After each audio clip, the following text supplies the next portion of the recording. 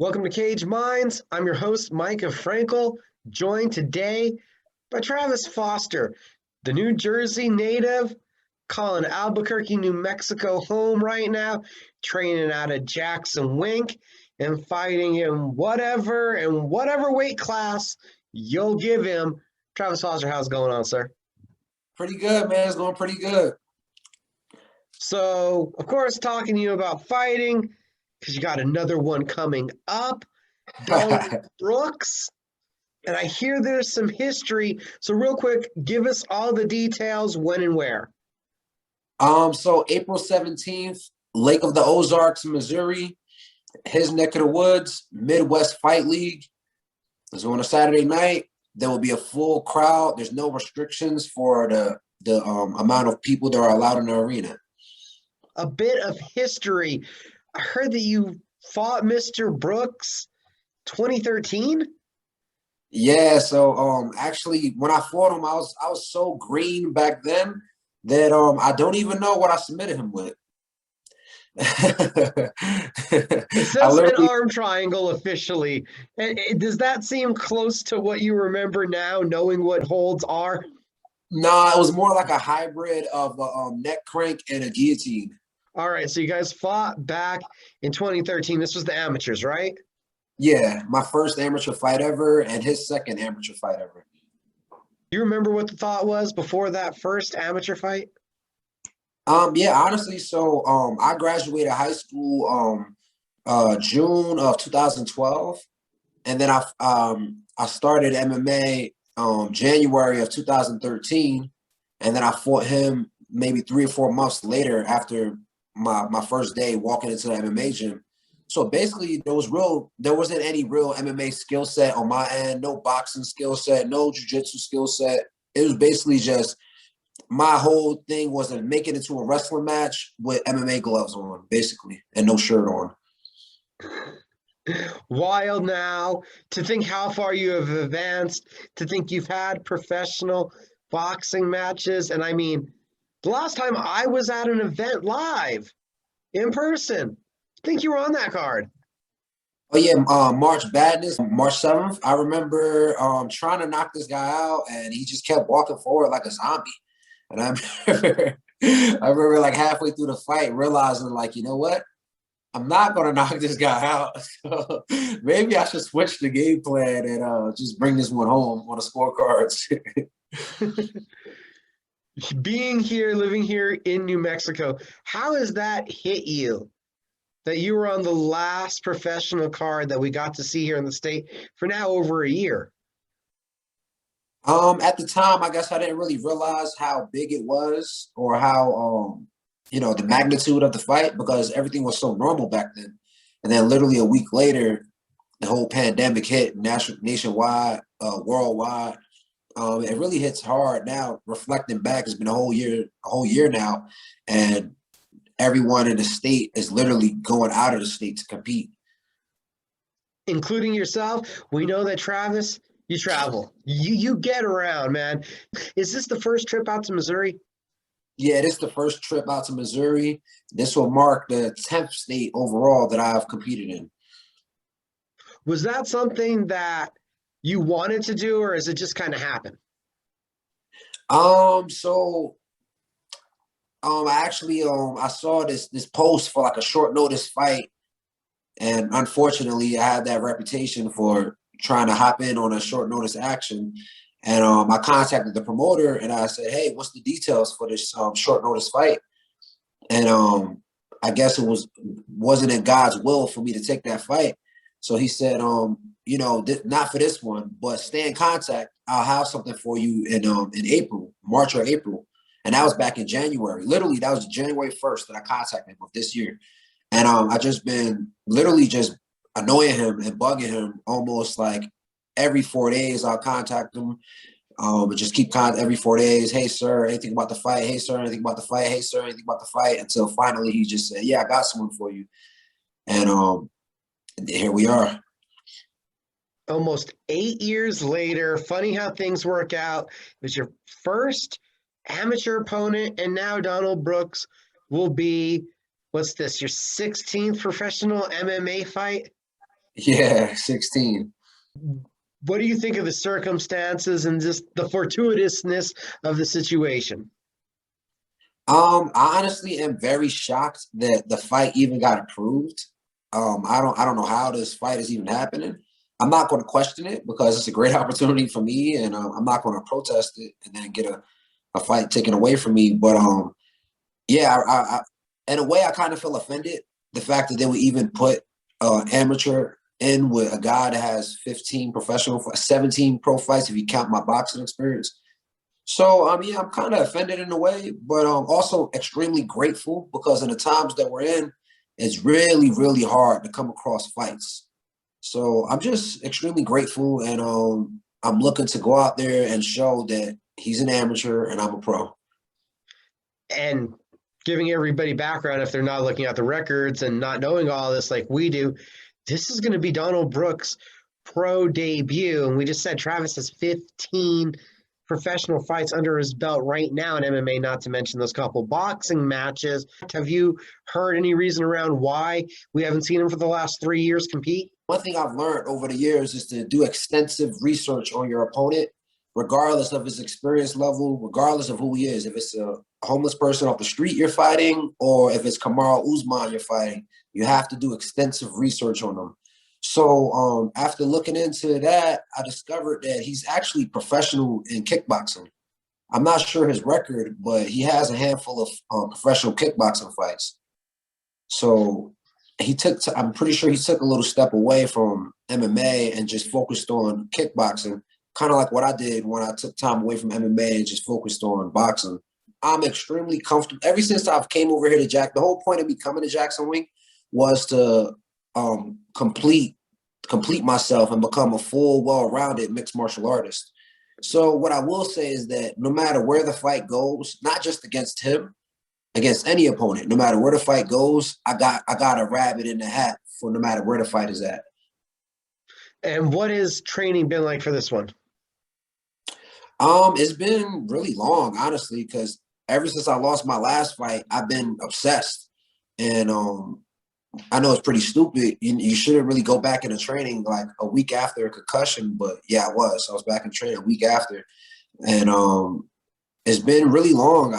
I'm just ready to finally put a stamp on this fight camp and put an end to it. It's been a lot of cardio, a lot of mindset, working on my mental aspect, because I really feel like I lost that last fight because of where my head was at, or where my head wasn't at, I should say. So that's the main thing I've been working on. I'm working on being more of a team player. It's been really intense though. It's been really hard. I've been plagued with injuries. I can't really say what, but yeah, I've been plagued with injuries. So that's been a challenge trying to just get my mind past that. The injuries, a long camp, it's been a grind. How are you feeling though, like overall? Man, overall, I feel really great. I feel really great. Well, back a few weeks ago, I got some really really hard rounds in with Cody East, and he's I don't know if anyone knows, but he's a former UFC heavyweight. He currently fights on the line fights, so he has a lot of experience in the kickboxing and Muay Thai. And after going sparring with him, he successfully boosted my confidence so much because I just feel like if I could go in there with Cody East and somewhat hold my own with him, then this 170-pound Don Brooks, there's nothing he could throw at me in the kickboxing scene that Cody East didn't already throw at me 100 times. And that sharpens you, gets you ready, gets you confident physically. Talk to us about the mental recovery, how you get back to the mental confidence after coming off a loss, after a knockout.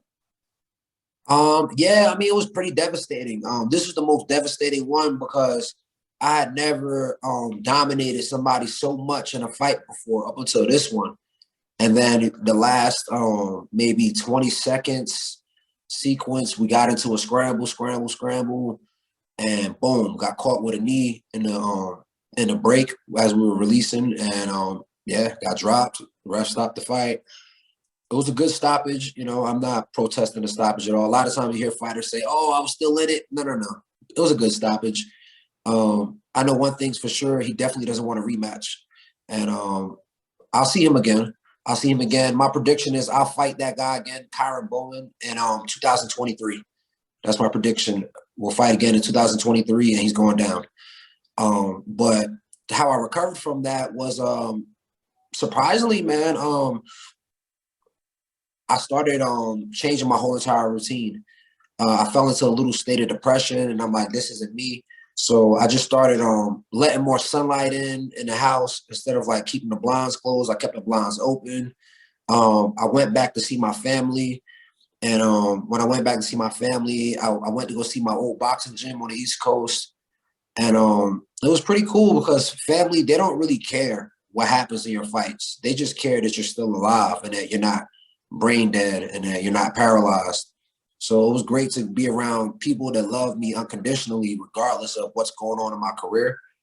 And on the same thing with the boxing, it was great to be around my old boxing team because regardless of what's happening in the MMA side of things, they still show me all this unconditional love in boxing because it's two different sports. So a lot of good feelings, a lot of positivity heading into this next one. Yeah, a lot of good feelings. Picked up a handful of sponsors. Hydro Bar by Kanjan. I still got 3D Cuts Barbershop. They've been helping me grow out this little afro. I'm trying to be patient with me. I got braids coming soon. Jacksonwink has been helping me since day one. They've helped me get my first pro win. They helped me get all of my boxing wins. Crunch Fitness sponsors me. They've been helping me make sure my conditioning is tight. Del Pre Chiropractic has been helping put everything back into place that's been jacked up. Jacksonwink Nutrition has been helping me with the nutrition as well. That's Anita Del Pre and Heather Winklejohn. So I mean, I got a lot of great people on my side, and I just been keeping them close to me, and just instead of trying to rely on what I think is best, I've been reaching out to others, asking them what do they think is best, and just going from there on their suggestions. And for this one, who's going to be taking that lead in the corner for you?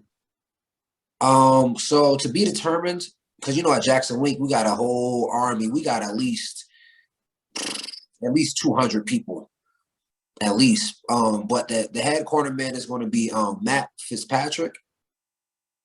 He's from New York. He went out to California for a while, and then now he's back out in New Mexico. So he's going to be the head cornerman on this one. The other two guys are to be determined.